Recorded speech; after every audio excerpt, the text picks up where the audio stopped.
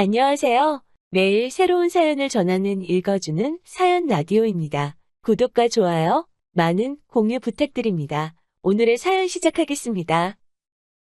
안녕하세요. 저는 결혼을 앞두고 있던 30대 중반의 여성입니다. 한 번도 결혼에 대한 환상을 가져본 적이 없었기 때문에 저에게 결혼은 해도 그만 안 해도 그만인 것이었습니다. 그러다 지금의 남자친구를 만나면서 처음으로 결혼하고 싶다는 생각을 했었지요. 하지만 결국은 저는 혼자 살 팔자인가 봅니다. 내년에는 인생 2막을 시작하게 될 줄 알았는데 씁쓸합니다. 저는 외국계 금융업에 종사하고 있습니다. 결혼을 안 하려던 건 아닌데 늘 공부와 일이 먼저다 보니 연애할 틈이 없었습니다. 가끔 관심을 표현하며 다가오는 남자들이 있었지만 번번이 제가 너무 늦게 눈치를 챘었지요. 말 그대로 버스가 떠난 다음에서야 말이에요. 그러다 보니 어느새 소위 홍기가 가득 차버렸더라고요. 당시 저는 독서 토론 동호회 활동을 하고 있었는데 유일하게 직장생활 외에 제가 사람들을 만나는 일이었습니다. 워낙에 사람들 많은 곳에 가는 걸 제가 별로 안 좋아하기도 하고 회사 야근도 많아서 술자리로 이어지는 외부 활동은 하기가 어렵더라고요. 고심 끝에 골라서 시작한 게 독서 토론이었지요. 학창 시절부터 책을 좋아하기도 했고요. 그곳에서 남자친구를 사귀게 될 줄은 당연히 상상도 못했고 계산에도 없던 일이었습니다. 동호회 인원은 13명이었는데 출석률로 따진다면 50% 정도 되었습니다. 직장인들로 구성되어 있기도 했고 강제성도 없었으니 솔직히 50%도 대단하다고 생각했습니다. 그러다 하루는 저와 남자친구 단 2명만 출석을 한 날이 있었어요. 그날이 저와 남자친구가 사귀게 된 계기였던 것 같아요. 남자친구가 저에게 어차피 우리 둘밖에 없는데 밥이나 먹으러 가자고 하더군요. 저도 회사 끝나자마자 불이 나게 왔던지라 배가 많이 고팠기에 좋다고 했습니다. 그렇게 어쩌다 둘이 사적인 이야기를 나누게 되었는데 말이 잘 통하더라고요. 남자친구는 인근 중견기업에서 일하고 있다고 했습니다. 저희 회사에서 그다지 멀지도 않았고요. 다음엔 퇴근 후에 커피라도 한잔 하자는 남자친구의 제안이 싫지 않았어요. 그런 식의 만남이 몇 번 반복되다 보니 어느새 저희는 자연스럽게 연인 사이가 되어 있었습니다. 사귄 지 1년쯤 지났을 무렵 남자친구 집에 인사를 드리러 가게 되었습니다. 남자친구 어머니께서 좋아하신다는 특정 제과점에 케이크와 꽃바구니를 사들고 갔어요. 제가 나이는 있었어도 이런 경험은 처음이라 굉장히 떨리더라고요. 남자친구의 집은 서울 외곽 주택가에 위치해 있었습니다. 솔직히 겉에 보이는 걸로 사람을 평가하면 안 되는 건 저도 잘 알지만 시댁 식구들이 거주하는 곳이 반지하라는 걸 알고는 조금 놀라기는 했어요. 왜냐하면 남자친구는 직장 근처 오피스텔에 살고 있기도 했고 좋은 차도 가지고 있었으니까요. 평소에 씀씀이도 적은 편이 아니었기 때문에 저도 모르게 나름대로 어느 정도 기대치가 있었던 모양입니다. 집 안으로 들어가니 정리가 하나도 안 되어 있었습니다. 신발장에 어지럽게 널브러진 신발들과 여기저기 걸쳐진 옷과 수건들을 보고 있으니 정신이 하나도 없더라고요. 제가 어디 앉아야 할지 갈피조차 잡을 수 없었습니다. 결국 들고 온 케이크와 꽃바구니를 부엌에 내려놓고는 거실 한쪽에 앉았습니다. 소파도 없어서 맨바닥에 앉았어요.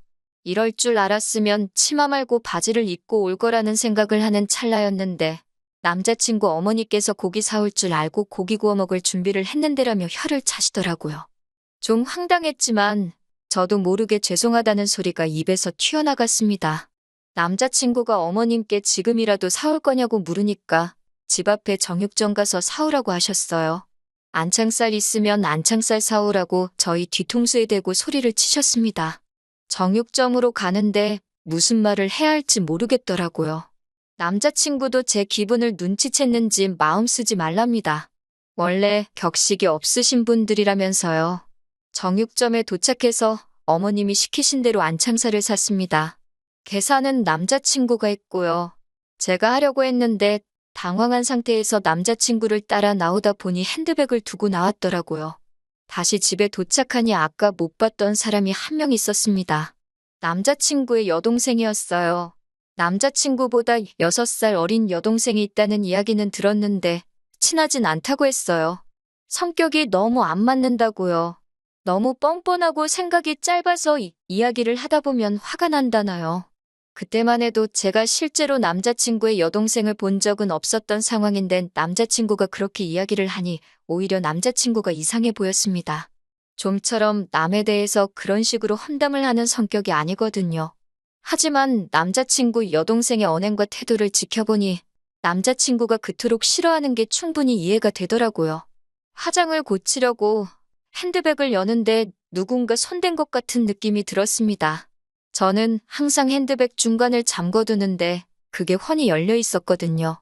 하지만 그때만 해도 스스로 예민해서 깜빡한 거라고 생각하고 가볍게 넘겼습니다. 그런데 아무리 찾아도 제 립스틱이 안 보이더라고요. 며칠 전에 산 명품 브랜드로 새거나 마찬가지였고 좀 전에 오는 길에 남자친구 차 안에서도 발랐는데 말이에요. 차에서 떨어뜨렸나 싶어서 이따 집에 갈 때 찾아봐야겠다 생각했습니다. 하지만 차까지 갈 필요도 없었어요. 거실 바닥에 신문지를 깔고 고기를 구워 먹기 시작했습니다. 하얀 원피스를 입고 갔던 저는 옷차림에 신경 쓰느라 몇 점 먹지도 못했어요. 그러다 남자친구 여동생이 쌈장 찍은 고기를 들고 이리저리 설레발을 치더니 결국 제 옷에 흘리더라고요. 저도 모르게 인상을 쓴 모양입니다. 남자친구 어머님께서 사람이 실수할 수도 있지 뭘 그렇게 무안을 주냐면서 성격이 원래 그렇게 예민하냐고 물으시더군요. 그러자 그 여동생이 한다는 소리가 원래 여자가 나이가 들면 그렇게 짜증이 쉽게 난다면서요? 라고 저에게 묻는 거예요. 그제서야 알겠더라고요. 남자친구의 어머니도 여동생도 저를 마음에 들어하지 않는다는 걸요. 고기가 코로 들어가는지 입으로 들어가는지 모를 식사를 끝내고 언제쯤 집에 가려나 눈치를 살피고 있었습니다. 기분도 안 좋고 마음도 많이 상해서 빨리 집에 가고 싶은 생각뿐이었어요. 그런데 어머님께서 부엌에서 수박하고 복숭아를 가져오시더니 저더러 좀 잘라보라고 하시는 겁니다. 손님으로서 인사드리러 온 자리에서 이런 일을 하게 될 줄은 예상치 못했기 때문에 굉장히 당황스러웠어요. 변명 같지만 제 이야기를 좀 해보자면 제가 대학교에 들어가고 나서 어머니께서 사고로 세상을 떠나셨습니다. 어머니가 떠나신 이후 처음엔 제가 어머니의 역할을 맡아 해보려고 했어요. 집안일도 하고 식사 준비도 하는 일들이요. 하지만 아버지께서는 저는 제 인생을 살라며 더 열심히 공부하고 좋은 직장에 가라 하셨습니다. 주부로서의 삶은 결혼하면 좋든 싫든 하게 될 것이니 미리부터 경험할 필요 없다고요. 그리고 절대 자랑은 아니지만 어려서부터 저는 비교적 유복한 집안에서 자랐습니다. 그래서 필요할 때는 집안일을 도와주시는 도우미 이모님이 오시곤 했기 때문에 더욱이 제가 집안일이나 요리에 신경 쓸 이유가 없었어요. 하지만 남자친구의 어머니께선 어떻게 여자가 그 나이 먹도록 칼질도 못하냐면서 이게 다 엄마가 없어서 그렇다 말씀하셨습니다. 지금부터 당신이 하나부터 10까지 다 가르쳐야겠다고요. 그런 말을 듣고 있는데 너무 속상했습니다. 남자친구가 왜 자꾸 듣기 싫은 소리를 하냐면서 자기가 자른다고 일이 달라고 한마디 나서서 해주긴 했지만 한번 뱉은 말이 주워 담아질 리 없잖아요. 남자친구 어머니께서는 단도직입적으로 묻겠다며 그 나이 먹도록 왜 결혼을 안 했냐고 물으셨습니다. 솔직히 좀 억울하더라고요. 남자친구나 저나 동갑인데 저희 아버지는 남자친구에게 그런 질문 안 하셨거든요. 사람이 사회생활하다 보면 결혼이 좀 늦어질 수도 있는 거라면서요. 저도 똑같이 사회생활을 하고 있었는데 왜 제 나이는 이토록 문제가 되는 건지 싶었습니다. 하지만 어머님께 이런 식으로 따지고 들 수는 없는 노릇이었으니 그냥 직장 생활하다 보니 늦어졌다고 말씀드렸습니다. 그러자 그 직장은 계속 다닐 거냐고 물으셨어요. 여자가 벌어봤자 얼마나 버냐면서요. 제가 다니는 회사는 육아휴직이 비교적 잘 되어 있어서 최대 3년까지 쉴 수 있기 때문에 굳이 관둘 이유가 없다고 말씀드렸습니다. 아버지는 뭐 하시냐는 질문에 사업하시는 분이고 여전히 현역에서 일하고 계신다 했더니 돈은 많이 버시냐고 묻더라고요. 이런 질문을 아무렇지 않다는 듯 하시는 모습을 보고 황당했지만 저도 마음속에서 어떤 반발심이 생겼던 상태라 많이 버신다 했습니다. 한 달에 1,000은 기본이라고요. 사실 저도 잘 모르는데 대충 찍어서 말했어요. 그러자 남자친구 어머니와 여동생 눈빛이 묘하게 달라지더라고요. 혼자 사는 양반이 그렇게 많이 벌어서 그 돈 다 뭐 하시냐 하시길래 그건 저도 모른다. 아버지 재산에는 전 관심 없다고 말씀드렸습니다. 그건 사실이에요. 저도 저 먹고 사는데 부족하지 않을 만큼 잘 벌고 있었으니까요. 그런 대화가 오가는 와중 남자친구 여동생이 화장실을 가야겠다며 일어나더라고요. 그런데 주머니에서 뭔가 반짝하면서 떨어지더라고요. 자연스레 시선이 그리 향했는데 제 립스틱이었습니다. 순간 이게 무슨 상황인가 파악이 안 돼서 신우를 올려보는데 신우가 얼른 립스틱을 낚아채더니 이거 방바닥에서 주웠다며 혹시 제 거냐고 물어요. 맞는 것 같다니까 잘 좀 챙기라면서 신경질을 부리며 저한테 던지듯 주고 가더라고요. 심증은 가는데 확증이 없으니 화를 낼 수도 없고 그렇다고 고맙지도 않고 한마디로 어이가 없었지요. 남자친구도 이게 무슨 상황인가 파악하려는 눈치였어요. 집으로 돌아오는데 아무리 곱씹어봐도 하루 종일 정말 기분 나쁜 일들만 가득한 하루였습니다. 남자친구가 제 눈치를 살피면서 괜찮냐고 묻는데 도저히 괜찮다는 대답이 안 나가더라고요. 제가 왜 하루 종일 그런 대접을 받아야 했는지도 이해가 안 되었고 남자친구 여동생이 제 핸드백에 손을 댔다는 사실이 너무나 불쾌했어요. 이틀 동안 남자친구로부터 걸려오는 전화에 단답형으로만 대답하면서 진지하게 생각해봤습니다. 이 결혼을 하는 게 정말 맞는 건가 싶었거든요. 그리고 결국 남자친구에게 결혼 이야기는 없었던 걸로 하자고 했습니다. 연애는 원한다면 계속해도 좋지만 결혼은 안 하고 싶다고요. 남자친구는 말도 안 되는 소리라며 자기 어머니랑 여동생 때문이냐며 자기가 어떻게든 설득할 테니 제발 다시 한 번만 생각해 달랍니다. 그리고선 며칠 뒤 남자친구의 어머니께서 연락을 해오셨습니다. 저희 결혼 문제로 이야기를 좀 나눴으면 좋겠다고요. 어머님이 정해주신 장소로 나가니 아니나 다를까 남자친구 여동생도 나와 있었습니다. 아들에게 들으셨다면서 일단 당신이 그런 의도가 아니었는지만 제 마음이 상했다면 미안하다 하시더군요. 앞으로 한 가족이 되면 모녀 사이처럼 지냈으면 좋겠다는 생각에 말이 너무 쉽게 나간 것 같다고도 하셨습니다. 솔직히 그 말이 와닿지는 않았지만 그래도 나이 드신 분이 이렇게 와서 사과를 하시기까지 쉽지 않으셨을 걸 생각하고 괜찮다고 말씀드렸습니다.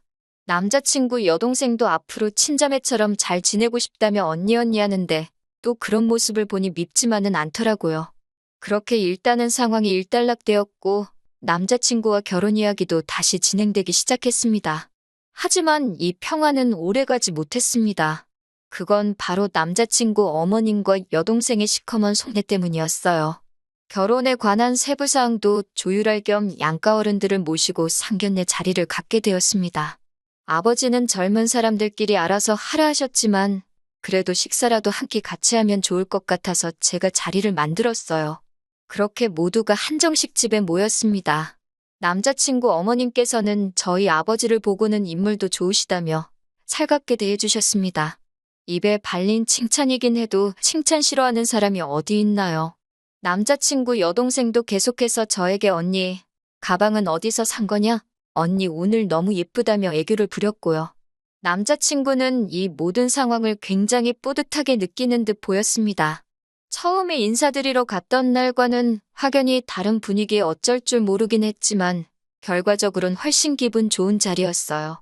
서로 껄끄러운 이야기는 조금도 오가지 않았습니다. 다만 남자친구 어머니께서 우리는 이제 다 한 가족이니까 서로 힘들면 돕고 이해하고 품어주고 그렇게 살자 하시더군요. 얼마나 듣기 좋은 말인가요? 그때는 그 속뜻을 몰랐기에 제가 남자친구의 어머니와 여동생을 오해한 것 같아 미안한 마음까지 들었습니다. 하지만 그로부터 며칠 뒤 저는 정말 황당한 제안을 받았습니다. 남자친구와 신혼살림을 차릴 집을 알아보던 시기였어요. 남자친구 오피스텔 보증금하고 제가 모아둔 돈을 합치니까 1억이 좀 넘더라고요. 저희 아버지가 좀 더 보태줄 테니까 아파트를 하나 사라고 하셨지만 손은 안 벌리기로 마음을 먹은 상태였기 때문에 전세를 구할 생각이었어요. 그런데 어디서 그 이야기를 들으셨는지 어머님께서 저한테 연락을 해오셨습니다. 어머님께서는 멀쩡한 집을 납두고 왜 전세를 구하냐며 물으셨습니다. 당연히 저희가 아버지 집에 들어가서 살 줄 알았다고요. 저는 왜 그렇게 생각하셨는지는 모르겠지만 그럴 계획은 없다고 말씀드렸어요. 그러자 저희가 저희 아버지랑 같이 살면 남자친구의 오피스텔 보증금은 당장 급한 돈이 아니니 빌려 쓰실 참이었대요. 제가 그 이야기를 듣는데 뭐라고 달리해드릴 말씀이 없더라고요. 제 돈도 아닌데 이러쿵저러쿵 할 수가 없잖아요. 그리고 무엇보다 남자친구랑은 단 한 번도 저희 아버지 집에서 셋이 사는 쪽으론 이야기를 해본 적이 없거든요. 제가 아무런 말도 하지 않자 어머님은 아니면 당신하고 여동생이 저희 아버지 집에서 신세 좀 지시겠답니다. 사돈 집에 들어와서 사신다는 말씀이시냐고 물으니 반지하가 사람 살기가 너무 힘들다고 그러시는 거예요. 그러면서 앓는 소리를 하시는데 아무리 그래도 어떻게 저희 아버지 혼자 사시는 집에 어머님이랑 예비 신우가 들어와서 사나요? 그건 말이 안 되잖아요. 어머님께 죄송하지만 그건 안 될 것 같다고 말씀드렸습니다. 그러자 그럼 다시 처음으로 돌아가서 저희들이 들어가서 살고 남자친구 오피스텔 보증금을 내놓으랍니다. 저희만 잘 살면 다냐고 화를 내시면서요. 불쌍한 당신 모녀는 어쩌라는 거냐고요. 황당하고 어이가 없었지만 뭐라 대꾸도 못하고 어머님의 억지를 듣고 있는데 어머님께서 저더러 하시는 소리가 나이도 많은 애가 시집 오면서 맨몸으로 덩그러니 오려고 했냐고 그러시대요.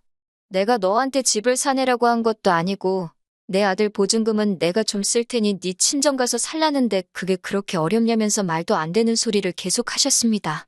자꾸 나이 가지고 뭐라고 하시는데 누가 보면 제가 연하랑 결혼하는 줄 알겠어요. 나이가 많은 건 남자친구도 마찬가지였고 오히려 버리는 제가 더 좋은데 자꾸 나이로 저를 후려치시니 저도 굉장히 불쾌해지더라고요. 저는 결국 안 되겠다 싶어서 일단 남자친구에게 전화를 걸었습니다. 다행히 남자친구가 외근 중이라서 금방 왔습니다.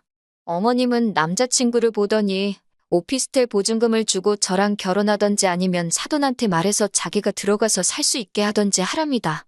말도 안 되는 두 조건을 주고는 양자택일을 시키니 남자친구도 얼빠진 표정으로 자기 엄마를 쳐다보더라고요.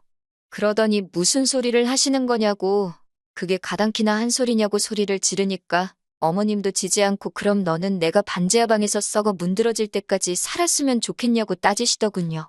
남자친구가 저에게 잠깐 밖에서 이야기를 하자면 나가자 했습니다. 전 이 상황이 납득도 안 되고 정말 꿈꾸는 것 같았습니다. 남자친구는 한숨을 내쉬더니 자기 어머니가 원래 저렇게 낯두껍고 염치 없는 소리를 잘한다며 자기도 죽을 맛이랍니다. 자기도 연락 잘 안 하고 살다가 결혼 이야기가 나오면서 다시 어떻게 좀 잘 지내보려고 연락을 한 건데 이 사단이 났다며 한숨을 푹푹 쉬더라고요. 그 모습을 보고 있으니 마음이 안 좋긴 했지만 제가 달리해줄 수 있는 말이 없었습니다. 그런데 그때 남자친구가 절 쳐다보더니 그냥 오피스텔 보증금은 어머니하고 여동생한테 줘버리면 안 되겠냐고 묻더군요. 그리고 아버지 집에 들어가서 살자고 그래요. 아버지가 50평대 아파트에서 저랑 둘이 사셨기 때문에 사실 저희 둘이 들어가서 살아도 부대낄 상황은 아니었고 아버지도 100% 들어와서 살라고 해주실 분이셨지만 전 그러고 싶지 않았습니다. 결혼하면 독립적으로 사는 게 당연하잖아요. 제가 그건 절대 안 될 소리라고 하니까 그럼 자기더러 어쩌라는 거냐고 소리를 치더군요.